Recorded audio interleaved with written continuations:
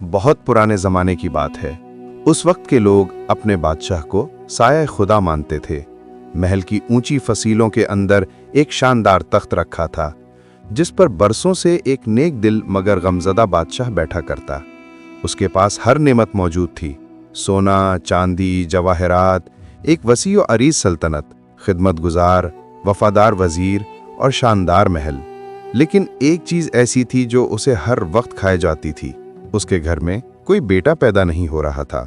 बादशाह की आंखों में अक्सर नमी तैरती रहती जब भी वो महल के बाग में जाता और वहां के नन्हे शहजादे जैसे बच्चे खेलते दिखाई देते।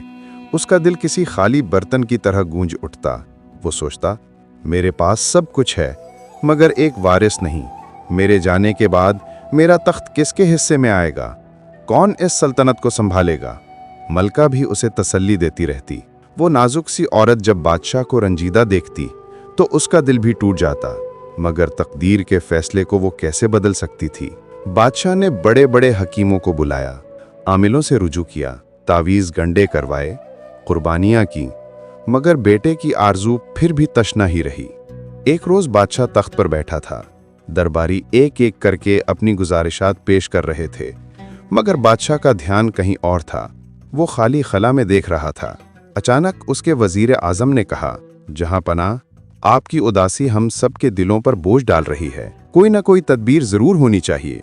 लोग कहते हैं कि औलाद अल्लाह की देन है, लेकिन कभी कभार कुछ खास रस्में भी इस रास्ते को खोल देती हैं। बादशाह ने चौंक कर उसकी तरफ देखा। क्या कहना चाहते हो वजीर? वजीर ने आहिस्ता आवाज में कहा, अवाम में एक पुराना अकीदा है। लोग मानते हैं कि अगर किसी दूसरे के बेटे की कुर्बानी दी जाए तो खुदाओं का गुस्सा ठंडा हो जाता है और वारिस की राह खुल जाती है। ये सुनकर दरबार में सन्नाटा छा गया। कुछ दरबारी सर झुकाकर मुस्कुराए, कुछ हैरान रह गए। बादशाह ने अपनी भमें सुकेड़ी। उसने जिंदगी में कई बार ऐसे वहमो गुमान सुने थे, मगर इस वक्त उसके दिल की कमजोरी उस पर गालिब आ गई। बेटे की ख्वाहिश उसके दिल को इतना जकड़ चुकी थी कि वो हर बात पर यकीन करने को तैयार हो गया। अगर वाकई ऐसा है, बादशाह ने मध्यम आवाज में कहा, तो हमें ये रस्म आजमाने में क्या हर्ज है? मलिका उस वक्त पास खड़ी थी। उसके चेहरे पर खौफ के आसार थे। वो आगे बढ़ी और लरसती हुई आवाज में बोली, जहां पनाह, ये जुल्म है। दूसरों के जिगर गोशे को कुर्बान करके हम अपना मुस्तकबिल कैसे बना सकते हैं? अल्लाह हमें माफ नहीं करेगा। मगर बादशाह की आरजू उसकी अक्ल पर भारी हो गई। उसने मलिका की तरफ देखे बगैर वजीर को हुक्म दिया, ऐलान कर दो पूरे राज में, जिस घर से बच्चा कुर्बानी के लिए दिया जाएगा उस घर को ढेर सारा सोना, चांदी और जागीर इनाम में मिलेगी। ये बच्चा तख्त व ताज के वारिस के लिए राह हमवार करेगा। ये हुक्म सुनकर दरबार में एक हलचल मच गई। सबने जान लिया कि बादशाह के बेटे की ख्वाहिश अब अंधा जुनून बन चुकी है। मलिका के चेहरे पर आंसू बहने लगे, मगर वो कुछ न कह सकी। वजीर फौरन हुक्म बचा लाने को निकल गया। उसी शाम शहर भर में नकारे बजने लगे। ऐलान करने वाले गलियों में गूंजते हुए कह रहे थे, सुनो सुनो, बादशाह सलामत फरमाते हैं कि जिस घर से एक बच्चा कुर्बानी के लिए दिया जाएगा उस घर को बेशुमार दौलत, जागीरें और इज्जत बख्शी जाएगी। ये बच्चा तख्त व ताज के वारिस के लिए राह हमवार करेगा। लोगों ने ये ऐलान सुना तो शहर में चेहमगोइयां होने लगीं। कुछ ने कहा, यह कैसा इंसाफ है? कुछ ने सरगोशी की, दौलत के लालच में कोई जरूर अपने बच्चे को दे देगा। और कुछ ने डरते डरते कहा, आखिर बादशाह है, उसके हुक्म के आगे कौन बोल सकता है? बादशाह उस रात अपने कमरे में बेचैनी से टहलता रहा। उसके दिल में एक ही ख्याल गर्दिश कर रहा था, शायद कल कोई अपने बच्चे को भेज दे, शायद मेरी किस्मत बदल जाए, शायद मेरा वारिस पैदा हो जाए। अगली सुबह जब सूरज की पहली किरणें महल के सुनहरी गुंबदों पर पड़ी तो शहर के हर कोने में वो ऐलान पहुंच चुका था। गलियों में बच्चे खेल रहे थे, औरतें पानी भरने जा रही थीं, मजदूर अपने औजार संभाले निकल रहे थे, मगर सबके होंठों पर एक ही बात थी, बादशाह सलामत ने बेटे की ख्वाहिश में एक अजीब हुक्म जारी किया है। बाजारों में दुकानदार एक दूसरे से सरगोशी करते, भाई ये कैसे मुमकिन है कि किसी के जिगर गोशे की कुर्बानी से बादशाह के यहाँ औलाद हो जाए? दूसरा जवाब देता, बात दुरुस्त है, मगर ये भी तो सोचो, जो अपने बच्चे को दे देगा उसे इतनी दौलत मिलेगी कि नस्लों तक ऐश करेगा। ये खबर खास तौर पर गरीब घरों में आग की तरह फैल गई। जिन घरों में फाके होते थे, जिनके पास ना जमीन थी ना रोजगार, उनके दिलों में लालच ने सर उठाया। किसी ने दिल ही दिल में सोचा, हमारी जिंदगी तो पहले ही मशक्कत में कट रही है, अगर एक बच्चे के बदले सोना मिल जाए तो बाकी सब बच्चे सुकून से जी सकेंगे। ऐसा ही एक घर शहर के किनारे पर मौजूद था। एक बोसीदा झोंपड़ी जिसके दरवाजे पर मिट्टी के बर्तन रखे रहते थे और अंदर गुर्बत का साया हर वक्त छाया रहता था। उस घर में एक मियाँ बीवी अपने 4 बच्चों के साथ रहते थे। सबसे छोटा बेटा निहायत दुबला पतला, मासूम और चमकती आंखों वाला था। उसका दिल बड़ा था मगर जिस्म कमजोर। वो खेलों में पीछे रहता, अक्सर बीमार पड़ता और घर वाले उसे बोझ समझते। जब बादशाह का ऐलान उस खानदान तक पहुंचा तो शौहर ने बीवी से कहा, सुनो, ये सुनहरी मौका है। अगर हम अपना सबसे छोटा बेटा दे दें तो हमें दौलत मिल जाएगी, बाकी 3 बच्चों का मुस्तकबिल संवर जाएगा, हम सारी जिंदगी की तंग दस्ती से निकल आएंगे। बीवी ने पहले तो कांपते हुए इनकार किया। ये कैसा जुल्म है, कोई माँ अपने बच्चे को कुर्बानी के लिए कैसे भेज सकती है? मगर शौहर ने गुस्से से कहा, क्या तू नहीं देखती कि हमारे पास खाने को कुछ नहीं, कपड़ों के लिए पैसे नहीं, बीमारी की दवा नहीं? ये बच्चा वैसे भी कमजोर है, काम का नहीं। अगर इसी के बदले हम दौलत पा लें तो सबकी जिंदगी बदल जाएगी। बीवी के दिल में ममता की आग भड़की, लेकिन गुर्बत की चक्की ने उसकी हिम्मत तोड़ दी। उसकी आंखों के सामने दूसरे बच्चों के भूखे चेहरे घूम गए। उसने दिल कड़ा करके सर झुका लिया। छोटा बेटा ये सब सुन रहा था। उसने मासूमियत से कहा, अम्मा, क्या मुझे सचमुच बादशाह के पास भेज दिया जाएगा? क्या आप मुझे नहीं चाहती? माँ के आंसू निकल आए, मगर उसने बेटे को गले न लगाया। सिर्फ इतना कहा। बच्चा खामोश हो गया। उसके दिल में दर्द तो हुआ, मगर वो हैरत अंगेज तौर पर शांत रहा। शायद उस मासूम रूह को मालूम था कि असल सहारा इंसानों से नहीं बल्कि उस खालिक से है जिसने उसे पैदा किया। अगली सुबह महल के दरवाजे पर वो बच्चा वालिदैन के साथ हाजिर हुआ। दरबानों ने हैरत से देखा, एक नहीफ सा लड़का, फटे पुराने कपड़ों में, और माँ बाप के चेहरों पर लालच की झलक। वो बच्चा सर झुकाए खड़ा था, जैसे तकदीर के फैसले को कबूल कर चुका हो। बादशाह के हुक्म पर उस खानदान को सोने की थैलियां दी गईं। माँ बाप ने खुशी से थैलियां उठाईं और बगैर पीछे देखे महल से निकल गए। उनके कदम तेज थे, जैसे वो अपनी गुर्बत से दूर जा रहे हों। लेकिन उस बच्चे ने आखिरी बार पलट कर देखा। उसकी नजरें सवालिया थीं। क्या वाकई वालिदैन मुझे ऐसे ही छोड़कर जा रहे हैं? क्या दौलत उनके लिए मेरी जिंदगी से ज्यादा कीमती है? महल के अंदर बच्चा अकेला रह गया। दरबारी उसकी तरफ देख रहे थे। कुछ को तरस आया, कुछ ने दिल ही दिल में कहा, क्या ये बच्चा जानता है कि उसकी जिंदगी के आखिरी दिन आ चुके हैं? लेकिन वो बच्चा खामोश था। उसकी आंखों में अजीब सी रोशनी थी, जैसे उसने अपने अंदर कोई राज छिपा रखा हो, और ये राज बहुत जल्द सारी सल्तनत को हिला देने वाला था। शहर भर में ये खबर फैल चुकी थी कि एक खानदान ने अपने बेटे को कुर्बानी के लिए महल भेज दिया है। लोग हैरत और खौफ में थे। कोई कहता, कितने बेहिस्स वालिदीन हैं जिन्होंने अपने ही बच्चे को दौलत के बदले कुर्बान कर दिया, और कोई दूसरा सरगोशी करता, मगर बादशाह भी कैसा है जो ऐसा हुक्म दे बैठा। महल के बाहर लोग जमा थे। कुछ तमाशाई थे जो अंजाम देखना चाहते थे, कुछ ऐसे थे जिनके दिल कांप रहे थे। दरवाजे पर सिपाही नेज़े संभाले खड़े थे। महल के अंदर दरबार सजा हुआ था। सुनहरी सतून, झाड़ फानीस और तख्त पर बैठा बादशाह, मगर उसकी आंखों में भी बेचैनी थी। वो चाहता था कि आज सब कुछ मुकम्मल हो और उसकी बेऔलादी की महरूमी खत्म हो जाए। बच्चे को दरबार में लाया गया। उसके कदम छोटे थे, कपड़े सादा और चेहरे पर अजीब सी शांति। दरबारी उसको देखते रहे। कुछ के दिल पसीज गए, मगर वो जबान खोल न सके। आखिरकार बादशाह ने कहा, लड़के, तुम जानते हो कि तुम्हें क्यों लाया गया है? बच्चे ने मासूम लहजे में कहा, जी हाँ, मुझे मालूम है। ये सुनकर दरबार में एक हलचल सी मच गई। कोई सरगोशी करता, कितनी कम उम्र का है मगर हालात को समझ रहा है। बादशाह ने लम्हा भर खामोश रहकर कहा, तुम्हें कुर्बानी के लिए पेश किया जा रहा है ताकि खुदाओं की खुशनुदी हो और मुझे बेटा आता हो। लेकिन रवायत है कि कुर्बानी से पहले कुर्बान होने वाले से पूछा जाता है कि उसकी कोई आखिरी ख्वाहिश है। तुम्हारी क्या ख्वाहिश है? बच्चा चंद लम्हे खामोश खड़ा रहा। सबकी नजरें उस पर जमी थीं। फिर उसने धीरे से कहा, मुझे ज्यादा कुछ नहीं चाहिए, बस जरा सा मिट्टी का ढेर ला दीजिए। ये सुनकर सब हैरान रह गए। कुछ ने कहकहा लगाया, कुछ ने कहा, ये कैसी ख्वाहिश है? खाने पीने की चीज, कपड़ा या खेल का खिलौना मांगता, ये मट्टी क्यों मांग रहा है? बादशाह ने भी हैरानी से पूछा, मट्टी? तुम्हें मट्टी का क्या करना है? बच्चे ने बड़े सुकून से कहा, जहां पनाह, मेरी ख्वाहिश बस यही है, आप हुक्म दीजिए, मेरे लिए मट्टी ले आएं। बादशाह ने सिपाहियों को इशारा किया। वो मट्टी की एक छोटी सी टोकरी ले आए और बच्चे के सामने रख दी। सबकी आंखों में तजस्सुस था। बच्चे ने अपने नन्हे हाथों से मिट्टी उठाई और जमीन पर रखकर 4 छोटे छोटे मकान बनाना शुरू कर दिए। उसके हाथ तेजी से हरकत करते जैसे वो पहले ही ये खेल सोच कर आया हो। चंद ही लम्हों में उसने 4 छोटे मकान बना डाले। दरबारी हैरत से एक दूसरे को देखने लगे। किसी ने कहा, यह कैसा खेल है, ये क्यों मकान बना रहा है? बच्चे ने जब 4 मकान मुकम्मल कर लिए तो अचानक उसने अपने पांव की एक जोरदार जरब से 3 मकान गिरा दिए। सिर्फ एक मकान सलामत छोड़ा।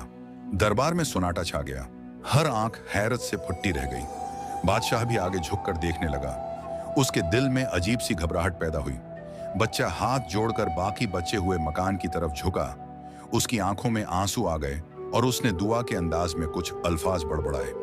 उसकी आवाज धीरे धीरे पूरे हाल में गूंजने लगी, या मेरे रब, ये मकान तेरा है, मैं तेरे हुजूर झुकता हूं, तुझसे दुआ करता हूं। बाकी सब टूटने वाले हैं मगर तेरा घर बाकी रहने वाला है।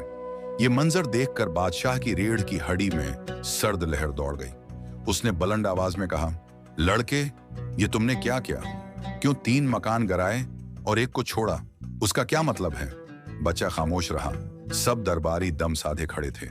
महल की फजा में एक अजीब सा बोझ छा गया था, जैसे सब किसी बड़े इंकिशाफ के मंतजर हों। दरबार में सन्नाटा था। हर आंख उस बच्चे पर जमी थी जो अभी अभी 3 मकान गिराकर एक मकान को बचा चुका था। बादशाह के चेहरे पर हैरत और खौफ के मिले जुले आसार थे। वो बार बार अपनी जगह से हिलकर सीधा बैठने की कोशिश करता, मगर दिल की बेचैनी उसके चेहरे पर साफ छलक रही थी। बादशाह ने दोबारा कहा, बोल लड़के, ये तूने क्या खेल रचाया है? 3 मकान गिरा दिए, एक छोड़ दिया, इसका क्या मतलब है? बच्चा आहिस्ता आहिस्ता खड़ा हुआ। उसके हाथों पर अभी तक मिट्टी लगी हुई थी, मगर उसकी आंखों में ऐसी रोशनी थी जो बड़े बड़े दाना लोगों की आंखों में भी कम ही दिखाई देती थी। उसने अपनी कमजोर मगर पुरएतमाद आवाज में कहा, जहां पना, ये खेल नहीं है, ये मेरी जिंदगी की कहानी है। दरबार में सरगोशियां गूंजने लगीं। कोई कह रहा था, जिंदगी की कहानी? ये मासूम बच्चा कौन सी कहानी सुना सकता है? बच्चा आगे बढ़ा और पहला मकान की तरफ इशारा किया जो उसने गिरा दिया था। ये मकान मेरे माँ बाप का था, वो माँ बाप जिन्होंने मुझे पैदा किया, जिनकी गोद में मैंने पहला सांस लिया। मगर जब वक्त आया कि वो मेरा साथ देते तो उन्होंने मुझे दौलत के इवज़ बेच दिया। मेरे खून से ज़्यादा उनके लिए सोने की थैलियाँ कीमती निकली। ये मकान मैंने इसलिए गिराया कि उनकी मोहब्बत टूट गई, उनकी रहमत टूट गई। ये सुनकर दरबारियों के दिल कांप गए। कई ने आंखें झुका ली, कोई अपनी आंखों की नमी छुपाने लगा। बादशाह के होंठ खुश्क हो गए। बच्चा फिर दूसरे मकान के पास गया। ये मकान मेरे रिश्तेदारों का था, वो रिश्तेदार जो माँ बाप को समझा सकते थे, जो कह सकते थे कि बच्चा कुर्बानी के लिए नहीं दिया जाता, मगर वो खामोश रहे। उनके दिलों पर लालच गालिब आ गया। उन्होंने न माँ बाप को रोका, न मुझे बचाने की कोशिश की। वो सब अपने अपने घर में बैठे तमाशा देखते रहे। इसलिए ये मकान भी मैंने गिरा दिया, क्योंकि उनकी रिश्तेदारी का रिश्ता कमज़ोर निकला। दरबार में कई लोग सर हिलाने लगे। कोई बोला, सच कहता है, आजकल रिश्तेदार अपने मतलब के लिए जीते हैं, किसी की जिंदगी और मौत से इन्हें क्या गर्ज। अब बच्चा तीसरी जगह खड़ा हुआ। उसने गिरे हुए मकान की तरफ इशारा किया और बादशाह की आंखों में देखते हुए बोला, ये मकान आपका था जहां पना, आप हमारे बादशाह हैं। आप पर फर्ज है कि रियाया की हिफाजत करें। हमारे माँ बाप से बढ़कर हमारा सहारा आप हैं, मगर आपने मेरे बचाव का सोचने के बजाय मेरी कुर्बानी का हुक्म दिया। आपने ये भी ना सोचा कि एक मासूम जान की कीमत पर वारिस कैसे जन्म ले सकता है। ये सुनकर बादशाह के जिस्म में कपकपी दौड़ गई। उसकी पेशानी पसीने से तर हो गई। दरबारी भी सकते में थे। किसने कभी सोचा था कि एक मामूली सा बच्चा बादशाह के सामने यूं खड़ा होकर ऐसी बेबाकी से बात करेगा? अगर उसकी सच्चाई में ऐसी ताकत थी कि किसी को भी जबान खोलने की हिम्मत न हुई। फिर बच्चा आखिरी मकान के करीब गया जो अभी तक सलामत खड़ा था। उसने दोनों हाथ जोड़कर आंखें आसमान की तरफ उठा दी। उसके होंठ लरजने लगे। आवाज धीमी मगर पूरे दरबार में गूंजने लगी। और ये मकान मेरे रब का है, वो रब जो सबका खालिक है, सबका राज़िक है। उसके सामने मैंने झुककर दुआ की, क्योंकि मेरा यकीन है कि अगर कोई मेरा सहारा है तो वो मेरा रब है। लोग मुझे छोड़ दें, रिश्ते टूट जाएं, बादशाह इंसाफ ना करे, मगर मेरा रब मुझे कभी तन्हा नहीं छोड़ेगा। ये अल्फाज सुनकर पूरे दरबार में खामोशी छा गई, जैसे वक्त रुक गया हो। हर शख्स के दिल में एक लर्जा दौड़ गया। कुछ के आंसू निकल आए, कुछ ने दिल ही दिल में तौबा की। बादशाह ने कांपती हुई आवाज में कहा, लड़के, क्या तुम ये सब दिल से कह रहे हो? बच्चे ने पुरएतमाद लहजे में कहा, जहां पनाह, ये सब हकीकत है। मेरे लिए कोई मकान बाकी नहीं रहा सिवाय उस मकान के जो अल्लाह का है। ये सुनकर बादशाह का दिल जोर जोर से धड़कने लगा। उसने अपने तख्त की बाहें मजबूती से पकड़ लीं, जैसे वो गिर न पड़े।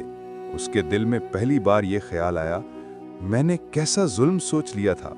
एक बच्चे की कुर्बानी देकर औलाद मांगना, ये तो सरासर गुनाह है। महल की फजा बदल चुकी थी। वही दरबार जहां एक मासूम की कुर्बानी की तैयारी हो रही थी, अब शुक्रगुजारी और आंसुओं की बूंदों से लबरेज था। बादशाह ने अपने दोनों हाथों से बच्चे को उठाकर अपने सीने से लगा लिया। उसकी आंखों से बहते आंसू बच्चे के माथे पर टपकने लगे। सारा दरबार हैरत से यह मंजर देख रहा था।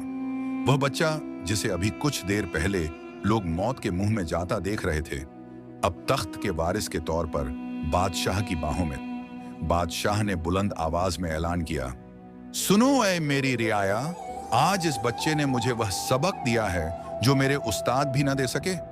मैंने अपनी ख्वाहिश के अंधेपन में इंसाफ और रियाया की हिफाजत को भुला दिया था, लेकिन इस मासूम की जुबान से निकली सच्चाई ने मेरा दिल बदल दिया। अब मेरे दरबार में न किसी की जान कुर्बान होगी, न किसी पर जुल्म होगा। यह ऐलान सुनकर हाजिरीन खुशी से झूम उठे। दरबारी नारे लगाने लगे, अदल जिंदाबाद, इंसाफ जिंदाबाद। वजीर आजम ने आगे बढ़कर अर्ज किया, जहां पनाह, यह अल्लाह की रहमत है कि आपके दिल को बेदार करने के लिए यह बच्चा भेजा गया। यह सिर्फ आपका नहीं बल्कि पूरे राज्य का वारिस है। इसकी मासूमियत और सच्चाई रियाया के दिलों को जोड़ देगी। बच्चा खामोश खड़ा था। उसके चेहरे पर न गुरूर था न खौफ, बस एक अजीब सी मासूम मुस्कुराहट और आंखों में यकीन की रोशनी थी। वह जानता था कि असल वारिसी और असल ताकत अल्लाह की है। कुछ दिन बाद दरबार में एक अजीम जश्न मनाया गया। पूरे राज के लोग जमा हुए। हाथी, घोड़े, साजिंदे और चरागाह सब कुछ किया गया, मगर उस जश्न की असल रोशनी वो बच्चा था जिसे बादशाह ने अपना बेटा करार दिया था। बादशाह ने सबके सामने बच्चे का हाथ पकड़कर कहा, यह मेरा बेटा है। मैंने इसे न सिर्फ गोद लिया है बल्कि अपने दिल का टुकड़ा बनाया है। यह मुझे याद दिलाता है कि बादशाही ताकत से नहीं, अदल से कायम रहती है। लोगों ने तालियां बजाईं, नारे लगाए और खुशियां मनाई, मगर साथ ही दिलों में एक सवाल भी था, क्या इसके वालिदैन जिन्होंने इसे बेच दिया कभी अपनी गलती पर पछताएंगे? बादशाह ने इस बात का भी इंतजाम किया। उसने ऐलान किया कि वह वालिदैन और रिश्तेदार जिन्होंने बच्चे के साथ बेवफाई की अब रियाया के सामने जवाबदेह होंगे। उन्हें बादशाह के दरबार में बुलाया गया। जब वह लोग आए तो उनके चेहरे शर्मिंदगी से झुके हुए थे। वह अपने बच्चे को शाही लिबास में देखकर हैरान थे। उनकी आंखों से आंसू बहने लगे। बच्चे ने बादशाह की तरफ देखा और कहा, जहां पनाह, इन्हें सजा न दें। ये मेरे माँ बाप हैं, इनसे खता हुई है, लेकिन मेरा रब गफूर है। अगर वह माफ करता है तो मैं क्यों ना करूं। यह सुनकर दरबार में फिर एक सनसनी दौड़ गई। एक बच्चा जो जुल्म का शिकार हुआ खुद ही माफ करने वाला बन गया। बादशाह ने फौरन ऐलान किया, बेटे की जुबान से निकला हुआ यह हुक्म मेरे लिए कानून है। आज के बाद यह लोग आजाद हैं, लेकिन याद रखो, दौलत के लिए औलाद को बेचना सबसे बड़ी रुसवाई है। वक्त गुजरता गया। बादशाह का महल उस बच्चे की मुस्कुराहट से जगमगा उठा। रियाया के दिलों में सुकून उतर आया। उस बच्चे को रियाया अदल का बेटा कहने लगी। वह बच्चा बड़ा होकर न सिर्फ तख्त का वारिस बना बल्कि अपनी सच्चाई और रहमदिली से एक मिसाली हाकिम साबित हुआ। कभी कभी बादशाह तन्हाई में सोचता, अगर उस दिन मैंने इस बच्चे की बात न सुनी होती, अगर मैं अंधी ख्वाहिश में इसकी जान ले लेता, तो आज मेरा नाम भी जुल्म की किताबों में लिखा जाता। मगर अल्लाह ने मुझे बचा लिया। ये सोचकर वह सजदे में गिर जाता और शुक्र अदा करता। और यूं ये किस्सा नस्ल दर नस्ल सुनाया जाता रहा। हर सुनने वाले के दिल में ये बात बैठ गई कि औलाद अल्लाह की अमानत है, उसे बेचने वाला कभी कामयाब नहीं होता और ताकत इंसाफ के बिना अंधी है।